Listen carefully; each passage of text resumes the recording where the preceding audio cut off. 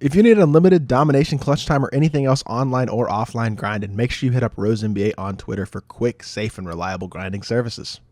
Yo, what is good, YouTube? Welcome back to another JC2K video. In today's video, we're doing gameplay with the truth. Diamond Paul Pierce. Interested to see if this Pierce card is worth using this year in my team, because last year's release was really bad on next gen, and on current gen he stepped in for corner threes. Just was never a viable card with any of the cards that he got last year. So interested to see if it's a different story this year with this Diamond Paul Pierce. But before we hop into the video, if you haven't already, make sure you hit that subscribe button. Help me push towards the 8,000 subscriber mark on the channel. We just hit 7K, so we're on the grind to 8K now, and I really do appreciate all the recent support on the channel and on the videos. And yeah, we'd really appreciate it if y'all do subscribe. Without further ado, let's hop right into it. Let's see what the truth is looking like. So Paul Pierce, 6'7", small forward from Kansas, 94 offense, 87 defense, coming with a 92 close shot, 92 mid-range, and 93 point shot, 80 driving dunk, 86 ball handle, 79 steal, 86 perimeter defense, 74 interior. Not a great block rating, but he's a decent defender. 83 speed and excels, 79 speed of ball, and an 84 lateral quickness. So solid all around statistics. Nothing really crazy elite, but definitely solid. 3 Hall of Fames are catch and shoot, clutch shooter, and comeback kid. He's got gold blinders, corner specialist, dead eye, gray machine, mini magician, slippery off-ball space creator, volume shooter, ankle breaker, and off-ball pest. Also silver bailout, handles for days, and killer combos, and then bronze acrobat, hyperdrive, chase down artist, pick dodger, and post lockdown. Badges you can upgrade include chase down artist, bailout, and pick dodger, and then badges you can add include some interior badges like fast twitch and drop stepper, in addition to a claymore and a guard up as shooting badges, which are good shooting badges, quick first step as well, and then ankle braces, unpluckable pogo stick. Kind of depends. You can add those interior badges, you can go with those defensive badges, and then I would definitely add claymore, guard up, and quick first step to maximize Paul Pierce's potential. Checking out Paul Pierce in my team, I will say his bald spot looks kind of obvious. That's kind of rude. But I will say movement-wise, it's not bad. Once you add quick first step, I actually think he's going to move pretty decently for a bigger guy. He's got that Kobe Bryant size up, which is definitely a really nice size of escape. He's got a nice drag back. I'd say overall, his movement really is not bad at all in my team. Just going to need that quick first step badge, which I think will help him out a lot. Behind the back is not great. And then the release, it's kind of slow. I don't know if it's bad. Okay, that was actually late, so maybe it's not as slow as I thought. No, it's actually not bad. I wouldn't say it's fast, but I wouldn't say it's crazy slow either. It's not the same as his release has been the last couple of years, but I definitely don't think it's a bad release whatsoever. It feels actually quite smooth and easy to green. With Hoff catch and shoot, he should be a pretty knockdown shooter. Already has a high 3-point rating as well. Once you add badges like guard up and claymore as well, those will help him out. It's pretty consistent. I will say that I'm greening basically every single shot with him. In terms of his slashing, he's going to be a capable slasher. He's got an 80 driving dunk. Not going to be anything incredible in that area, but definitely not bad in that area either. And he's 6'7", so he's got pretty solid size at the small forward position. And he's got a good player build as well. Looks pretty tall for 6'7", which is additionally nice to see. So overall, Paul Pierce honestly is kind of impressing with the way this card looks. I did not expect his release to honestly be quite this quick, and I did not expect his jump shot to be quite as I don't know. The jump shot is impressing me, and his SIGs are pretty decent as well. I think Paul Pierce is going to be a pretty solid card in my team, especially once you badge him up. So hopefully we can get a good gameplay with him. So let's hop into a game and let's see what we can do with Paul Pierce. All right, our opponent got Jaden Ivey, Donovan Mitchell, Ochai Agbaji, Rudy Gobert, and Paulo Banchero. Very, very solid diamond squad. Got a lot of those Evo players from the shades of set, and a very, very good team all the way around. So this should be a solid test. I am putting Paul Pierce at the power forward position this game. Just want to see how he can play at that position specifically, simply because we just don't have a lot of power forwards in the game as he gets mashed first possession. It wasn't totally his fault though, just kind of was in a bad defensive position there. But kind of interested to see how he would play at the power forward position. The reason I say that is because we don't really have a lot of good power forwards in my team right now, but that's a wide open catch and shoot look, and I shoot oh, that's got to be green. That's just a shot I have to green. Plain and simple. Got to be able to green that shot. Wasn't able to knock it down. And then he fouls. I mean, he was in pretty good defensive position there, but fouled there, unfortunately. That's a shot I have to be able to green every single possession, though, and wasn't able to green it there. And that is simply on me. I can't blame the card for that at all. He has Hoff catch and shoot, a good release, and a 92 shot 3. It's just a shot I got to be able to knock down consistently. I wasn't able to knock it down. But what I was saying was I want to try him out at power forward because we have a lot of elite small forwards with guys like Scottie Pippen, the new Jason Tatum, even Andre Karolinko, guys like that. We don't have a lot of elite power forwards, and I can't green shots. I swear I stink at this game sometimes, and I don't know why. Great defense, though, Paul. I like that. I jumped too early, so I wasn't able to get the rebound because I jumped too early. But we're not playing horribly so far. We're getting good looks. I'm just not greening them.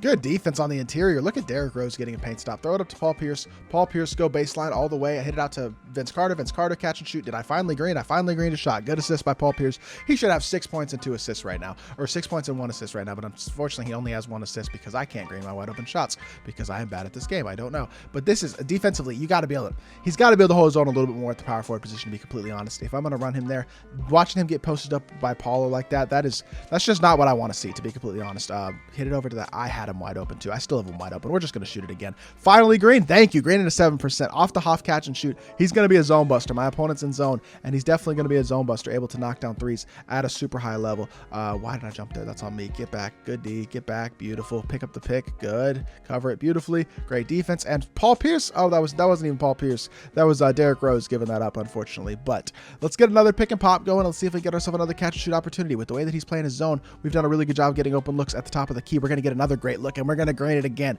Getting his release down, starting to knock down shots. Paul Pierce is starting to hoop. I'm liking what I'm seeing out of him offensively for sure. He's an elite catch and shoot guy, which is super nice, but defensively, I gotta say, he does not feel like anything special at all, and that is an important thing for me. If he's gonna play the power forward position, he's got to be able to do a little bit more defensively, and right now, he's just not doing that for me. Also, just doesn't feel super fast with the ball, although I will say, I do think the quick first step badge will help with that a lot. We got lucky there, drawing a foul. Wasn't even trying to go up with that, but we'll take it regardless. See what his free throw is like. Oh my, he's got like a hitch at the top of his free throw. That did not release even close to where I thought it was going to. I do agree in the second one, but you're gonna have to figure out that free throw for sure, because that is a very, very weird free throw, and it's important to green free throws this year. So you're definitely gonna have to adjust to that free throw probably if you want to use the card. Good defense though, D Rose. Let's go. Push it to Pippen. Pippen over to Paul Pierce. Paul Pierce to the corner. I probably could have slow faded that with Paul Pierce. I'm just gonna shoot the jump shot. You know what? Donovan Mitchell kind of short.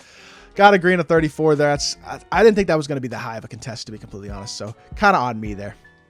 Let's get another pick and fade with Paul Pierce. I feel like that's his best value on the offensive end of the court, is just as a pure knockdown shooter. Attacking the rim, Derrick Rose all the way, throwing it down. Good stuff. He is forced to stay up high on Paul Pierce, and that opens up the lane for an easy dunk for Derrick Rose. So that is very, very solid offense right there.